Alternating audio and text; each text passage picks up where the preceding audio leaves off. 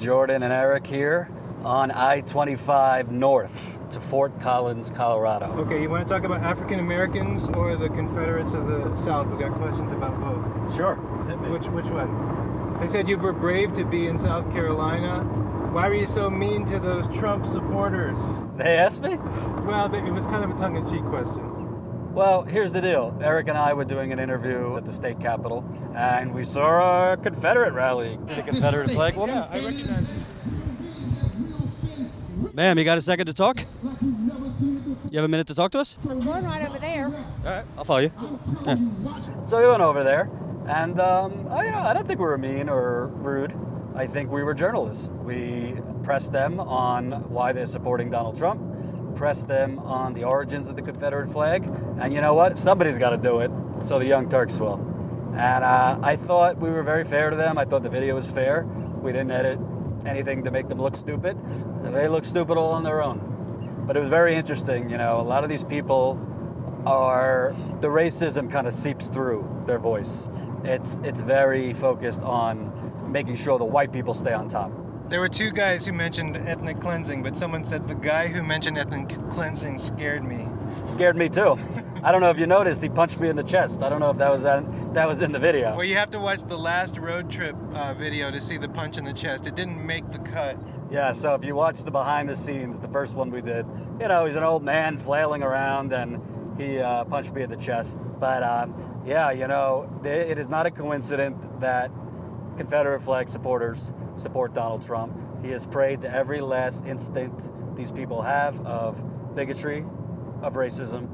He was, air quotes, pressed on the Sunday morning shows about the KKK and David Duke's endorsement of him. He basically played dumb. Oh, I'm not familiar with David Duke or what they said, so, you know, wouldn't denounce that. So this is like summer sun to these people. They feel like finally they have someone out there fighting for the white race and who will keep the black people, the Latinos, the LGBT from rising in society. And it's unfortunate. It's unfortunate that there's people out there like that.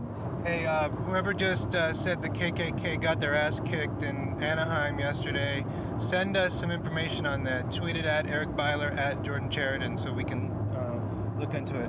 So there's a lot of great like superlatives. They love that interview. One says Jordan deserves a journalism award.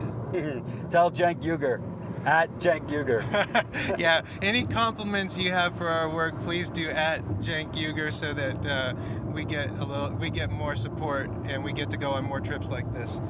Okay, they want us to try to interview Peyton Manning. We do have a celebrity interview on Monday, though. Tell them about that. We are interviewing the Flowbots, which is a band. Is that, I pronounced it right? Yeah, the Flowbots. And yeah. Eric can tell you a little more because he hooked it up. Yeah, the Flowbots are the band. They're most famous for the song Handlebars. I can ride my back with no handlebars. Yeah, that's it. And I think when people heard it, they immediately identified it and associated it with the Bush administration, with the war in Iraq. But yeah, so a lot of people heard that song and maybe first time were like, oh, it's just a funny list of things. But after a while, people would say, wait a second, that song's about something, isn't it? So Cenk, Tulsi, or Elizabeth for VP? Elizabeth Warren. I'd say Cenk, Secretary of Cut the Bullshit. All right, they want to know if you think that Ben Carson and John Kasich will drop out after Super Tuesday. I think Ben Carson's just having some fun here. But yeah, Ben Carson, I think, will drop out. Super Tuesday's Tuesday. I think he'll drop out after Super Tuesday. I think Ben Carson, you might... I'm not putting all my money on this, but Ben Carson might be in the running for vice president. Trump has said many, many nice things about him. Of all the candidates, he's gone after Carson the least. He has very complimentary things to say about him. And if you've gone this whole campaign bashing the politicians, reason would stand that you want another outsider. Well, speaking of tokenism, maybe choosing Ben Carson as his VP would help him with his KKK problem. Exactly. Kasich is not going to drop out because Kasich's basically saying, why should I drop out? Let's see on March 15th when Florida and Ohio vote if Marco Rubio wins his own home state. I think Kasich's staying in because he has an argument. If Rubio can't even win his home state, he needs to drop out. Whereas Kasich is most likely going to win Ohio. As Ohio goes, the nation goes. It's very important. Ohio is pretty much Other than Florida, it's Ohio. My eyes are not good enough to read your Twitter handles, but I can see your questions. Keep them coming. So I have one for you, Jordan. I was just going 90, so... Oh, shit. yeah, Okay. I should pay attention. Yeah, go slower. Okay, if you were to choose a Republican to get the nomination, who would you choose and why? Would I choose that's better for the Democrats, or would I choose if you put a gun to my head? Okay, well, that's the thing. I think there's two different choices there. One's for what's best for the Democrats, and one's what's best for the country. I want to see what you think on those two scores. I don't think any of them are that great for the country, but if you're telling me that, pick the best of the worst, I'd pick John Kasich, because I think Kasich is your average country club Republican, speaking a little bit more, I'm for the people. But I mean, he went after unions in Ohio. He's very radical on abortion. He's all about tax cuts and deregulation. He's not much different than all of them. He just isn't as racist. If you didn't have Donald Trump and Ted Cruz, I mean, Marco Rubio is pretty radical if you look into his policies. John Kasich is pretty radical if you look into his policies. He just says it in a nicer way. And when you're comparing him to Trump, he seems like a reasonable person. But I'd rather Kasich because I think he is more likely to compromise with Democrats. And I think he's less likely to play to a very, very radical base. He's not going to, deport 11 million people or outlaw Muslims. It's a low bar, but, this is important in this day and age Republican Party. So I would pick Kasich if I had to.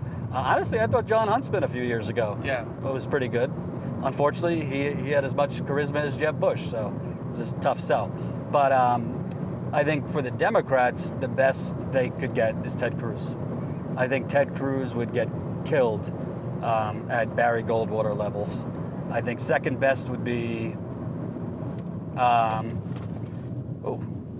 Everybody stopped. Yeah, second best would probably be Rubio, because I think Rubio, the media is not focusing on it now because the media only focuses on who's up and who's down and not actual policy.